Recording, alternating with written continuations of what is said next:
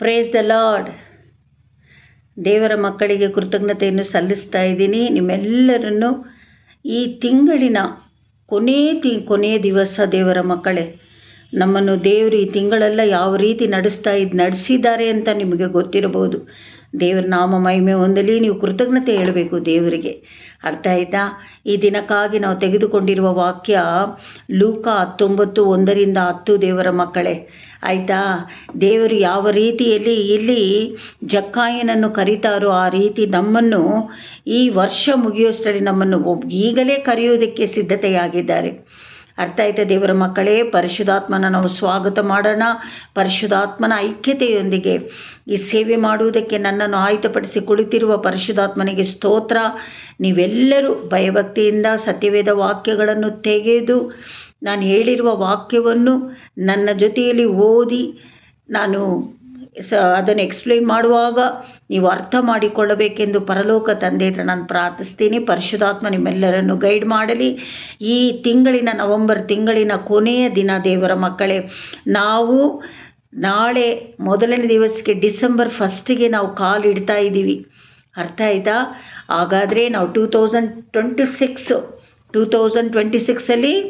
ದೇವರು ಉನ್ನತವಾಗಿ ನಡೆಸಲು ಶಕ್ತನಾಗಿದ್ದಾನೆ. ಬನ್ನಿರಿ ವಾಕ್ಯದ ಕಡೆಗೆ ಹೋಗೋಣ. ಲೂಕ 19:1-10. ಈ ಪೀಠಿಗೆ ಏನಂತ ಹೇಳಿದ್ರೆ, ಯೇಸು ಸುಂಕದವನಾದ ಜಕ್ಕಾಯನ ಮನೆಗೆ ಹೋದದ್ದು.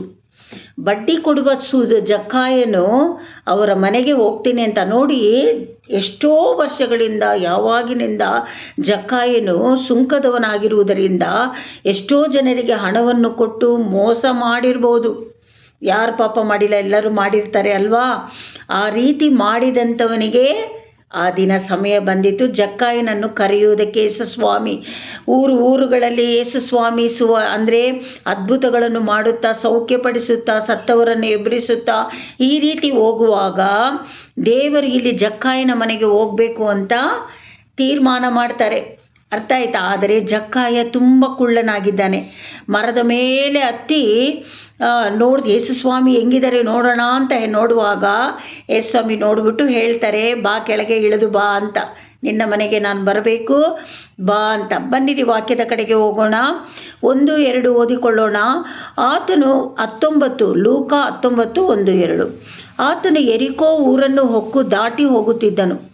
ಅಲ್ಲಿ ಜಕ್ಕಾಯನೆಂಬ ಹೆಸರುಳ್ಳ ಒಬ್ಬ ಮನುಷ್ಯನಿದ್ದನು. ಯೆರಿಕೋ ಊರಿನಲ್ಲಿ ದಾಟಿ ಹೋಗ್ತಾ ಇರುವಾಗ ಅಲ್ಲಿ ಜಕ್ಕಾಯನು ಒಬ್ಬ ಮನುಷ್ಯನಿದ್ದನು. ಅವನು ಸುಂಕದ ಗುತ್ತಿಗೆದಾರನು ಮತ್ತು ಐಶ್ವರ್ಯವಂತನು. ಗುತ್ತಿಗೆಗಾರನು ಅಂತ ಹೇಳಿದ್ರೆ ಸುಂಕದವಾಗ ಸಾಲ ಕೊಟ್ಟರೆ ಸುಮ್ಮನೆ ಬಿಡ್ತಾರ ದೇವರ ಮಕ್ಕಳೇ? ಇಲ್ಲ, ಬಡ್ಡಿ ಕೊಡ್ರಿ ಹಂಗಂತ ಕೇಳುವಾಗ ಹಿಂಸೆ ಪಡಿಸೋದು. ಅರ್ಥ ಆಯ್ತಾ? ಆ ರೀತಿ ಮಾಡ್ತಾ ಇದ್ದ ಜಕ್ಕಾಯನನ್ನು ದೇವರು ಇಲ್ಲಿ, ಅವನು ತುಂಬ ಐಶ್ವರ್ಯವಂತನು. ಯೇಸುಸ್ವಾಮಿ ಯಾವ ರೀತಿ ಕರೀತಾ ಇದ್ದಾರೆ ಅಂತ ನೋಡೋಣ. ಅವನು ಯೇಸು ಎಂಥವನೆಂದು ನೋಡಲು ಅಪೇಕ್ಷಿಸಿದರೂ ತಾನು ಗಿಡ್ಡನಾಗಿರುವುದರಿಂದ ಜನರ ಗುಂಪಿನ ನಿಮಿತ್ತ ನೋಡಲಾರದೆ ಹೋದನು. ತುಂಬ ಕುಳ್ಳನಾಗಿರುವುದರಿಂದ ಜನ ತುಂಬಿರ್ತಾರಲ್ಲ ಯೇಸುಸ್ವಾಮಿನ ನೋಡೋದಕ್ಕೆ, ಯೇಸುಸ್ವಾಮಿನ ಮುಟ್ಟೋದಕ್ಕೆ. ಹಾಗಿರುವಾಗ ಜಕ್ಕಾಯನು ಯಾವ ರೀತಿ ನೋಡೋದು ಎಂದು ಗೊತ್ತಾಗದೆ ಮರದ ಮೇಲೆ ಹತ್ತಿ ನೋಡಲು ಸಿದ್ಧತೆ ಆಗ್ತಾನೆ. ಅರ್ಥ ಆಯ್ತಾ ದೇವರ ಮಕ್ಕಳೇ? ನೀವು ಆದ ಕಾರಣ 4 ಓದಿಕೊಳ್ಳೋಣ. 19:4. ಆದ ಕಾರಣ ಆತನನ್ನು ನೋಡುವುದಕ್ಕಾಗಿ ಮುಂದೆ ಓಡಿ ಹೋಗಿ ಆತನು ಬರುತ್ತಿರುವ ಮಾರ್ಗದಲ್ಲಿದ್ದ ಆಲದ ಮರವನ್ನು ಹತ್ತಿದನು. ಯಾವ ಮರದ ಮೇಲೆ ಹತ್ತಿದನು? ಆಲದ ಮರದ ಮೇಲೆ ಹತ್ತಿ ನೋಡ್ತಾ ಇದ್ದಾನೆ. ಯೇಸು ಅಲ್ಲಿಗೆ ಬಂದು ಮೇಲಕ್ಕೆ ನೋಡಿಬಿಟ್ಟು, ಜಕ್ಕಾಯನೇ ತಟ್ಟನೆ ಇಳಿದು ಬಾ, ನಾನು ಇವತ್ತು ನಿನ್ನ ಮನೆಯಲ್ಲಿ ಇಳುಕೊಳ್ಳಬೇಕು ಎಂದು ಅವನಿಗೆ ಹೇಳಲು ಅವನು ತಟ್ಟನೆ ಇಳಿದು ಬಂದು ಆತನನ್ನು ಸಂತೋಷದಿಂದ ಸೇರಿಸಿಕೊಂಡನು. ಅರ್ಥ ಆಯ್ತಾ? ನೋಡಿ, ನಾವು ಒಬ್ಬೊಬ್ಬರಿಗೆ ಸುವಾರ್ತೆ ಹೇಳುವಾಗ ಯೇಸುಸ್ವಾಮಿ ನಿಜವಾದ ದೇವರು. ಯಾರಾದರೂ ಅನ್ಯರು ಅಂದರೆ ಪೂಜೆ ಮಾಡುವವರು, ವಿಗ್ರಹಗಳನ್ನು ಪೂಜೆ ಮಾಡುವವರು ಯಾರಾದರೂ ಯೂಟ್ಯೂಬ್ ನೋಡ್ತಾ ಇದ್ರೆ ನೋಡಿ, ಇಲ್ಲಿ ಇವನಿಗೆ ರಕ್ಷಣೆ ಸಿಕ್ಕಿರಲಿಲ್ಲ. ಜಕ್ಕಾಯನಿಗೆ ಪಾಪದಲ್ಲಿದ್ದವನು. ದೇವರು ತಟ್ಟನೆ ಇಳಿದು ಬಾ, ನಾನು ನಿನ್ನ ಮನೆಯಲ್ಲಿ ಇಳ್ಕೊಳ್ಬೇಕು ಅಂತ ಹೇಳಿದೆ. ಜಕ್ಕಾಯನು ಆ ದಿವಸ ಸಂತೋಷದಿಂದ ಯಾವ ರೀತಿ ಯೇಸುಸ್ವಾಮಿಯನ್ನು ಅಂಗೀಕರಿಸಿಕೊಂಡರೋ ಅದೇ ರೀತಿಯಲ್ಲಿ ನೀವು ಅಂಗೀಕರಿಸಿಕೊಳ್ಳಬೇಕು. ನಮ್ಮ ರಕ್ಷಣೆ ಯೇಸುಸ್ವಾಮಿ ಒಬ್ಬರೇ. ನಮ್ಮ ಪಾಪವನ್ನು ವಿಮೋಚನೆ ಕೊಡುವುದು ಯೇಸು ಸ್ವಾಮಿ ಒಬ್ಬರೇ ದೇವರ ಮಕ್ಕಳೇ. ಅರ್ಥ ಆಯ್ತಾ? ಹಾಗಿರುವಾಗ ಸಂತೋಷದಿಂದ ಇಳಿದು ಬಂದಾಗ 7 ಓದಿಕೊಳ್ಳೋಣ. 19:7. ಇದನ್ನು ನೋಡಿದವರೆಲ್ಲರೂ ಈತನು ಪಾಪಿಯಾಗಿರುವವನ ಬಳಿಯಲ್ಲಿ ಇಳುಕೊಳ್ಳುವುದಕ್ಕೆ ಹೋಗಿದ್ದಾನೆ ಎಂದು ಗುಣಗುಟ್ಟಿದರು. ಅರ್ಥ ಆಯ್ತಾ? ಒಂದೊಂದು ಸಾರಿ ನಾವು ದೇವರ ಮಕ್ಕಳು, ನೀವು ದೇವರ ಮಕ್ಕಳೇ, ಅನ್ಯ ಜನಗಳಿದ್ದರೆ ಅರ್ಥ ಎಲ್ಲರನ್ನು ದೇವರೇ ಸೃಷ್ಟಿ ಮಾಡಿರೋದು, ಅದೇ ದಾರಿ ತಪ್ಪಿದ್ದೀವಿ.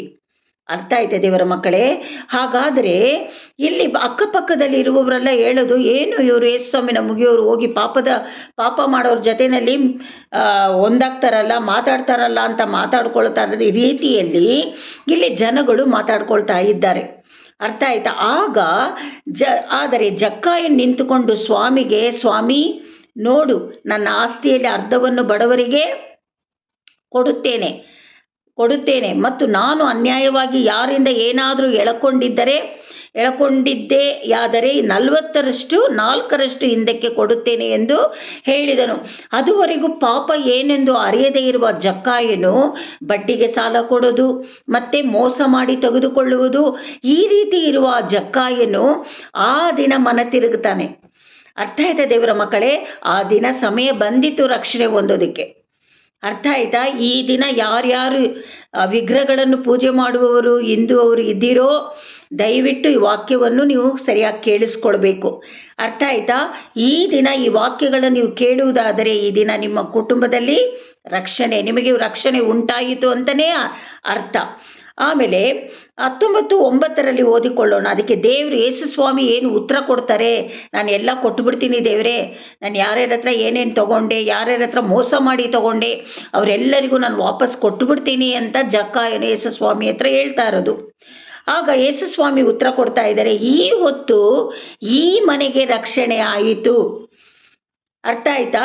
ಈ ದಿನ ಯಾರ್ಯಾರು ಈ ವಾಕ್ಯಗಳನ್ನು ಕೇಳ್ತಾ ಇದ್ದೀರೋ, ಅದು ಕ್ರಿಶ್ಚಿಯನ್ಸು ಆಗಿರ್ಬೋದು, ಹಿಂದೂ ಜನಗಳು ಆಗಿರಬಹುದು, ಕ್ರಿಶ್ಚಿಯನ್ಸಲ್ಲೇ ತಪ್ಪು ಮಾಡೋರು ಇದ್ದಾರೆ. ಅರ್ಥ ಆಯ್ತಾ ದೇವರ ಮಕ್ಕಳೇ? ನಮ್ಮ ಆತ್ಮಕ್ಕೆ ನಮಗೆ ಗೊತ್ತಾಗುತ್ತದೆ. ಅರ್ಥ ಆಯ್ತಾ?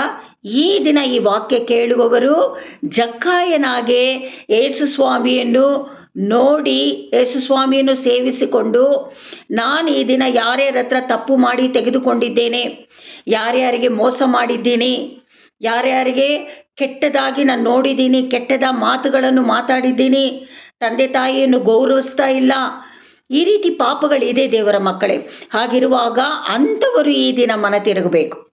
ಅರ್ಥ ಆಯ್ತಾ? ಅದಕ್ಕೆ ಯೇಸು ಸ್ವಾಮಿ ಜಕ್ಕಾಯನಿಗೆ ಹೇಳ್ತಾ ಇರೋದು, ಈ ದಿನ ಈ ಹೊತ್ತು ಈ ಮನೆಗೆ ರಕ್ಷಣೆ ಆಯಿತು, ನೀವು ಇದನ್ನು ಒಪ್ಪಿಕೊಂಡರೆ ಈ ದಿನ ನಿಮಗೆ ರಕ್ಷಣೆ ಉಂಟಾಯಿತು ಅಂತ ಇಲ್ಲಿ ವಾಕ್ಯ, ಜೀವವುಳ್ಳ ವಾಕ್ಯ ಹೇಳ್ತಾ ಇರೋದು, ನಾನಲ್ಲ ಹೇಳ್ತಾ ಇರೋದು. ಅರ್ಥ ಆಯ್ತಾ ದೇವರ ಮಕ್ಕಳೇ? ಇವನು ಸಹ ಅಬ್ರಹಾಮನ ವಂಶಿಕನಲ್ಲವೇ? ವಾಕ್ಯದಲ್ಲಿ ಹೇಳಲ್ಪಟ್ಟಿದೆ ನಾವೆಲ್ಲರೂ ಅಬ್ರಹಾಮನ ವಂಶಿಕರು. ಅರ್ಥ ಆಯ್ತಾ? ಹಾಗಾದರೆ ಇಲ್ಲಿ ಯೇಸು ಸ್ವಾಮಿ ಜನರಿಗೆ ಹೇಳ್ತಾ ಇರೋದು, ಈತನು ಅಬ್ರಹಾಮನ ವಂಶಿಕನಲ್ಲವೇ? ಹಾಗಾದರೆ ಯೇಸು ಸ್ವಾಮಿ ಇಲ್ಲಿ ಏನು ಹೇಳ್ತಾ ಇದ್ದಾರೆ, ಮನುಷ್ಯ ಕುಮಾರನು ಕೆಟ್ಟು ಹೋಗಿರುವುದನ್ನು ಹುಡುಕಿ ರಕ್ಷಿಸುವುದಕ್ಕೆ ಬಂದನು ಎಂದು ಹೇಳಿದನು.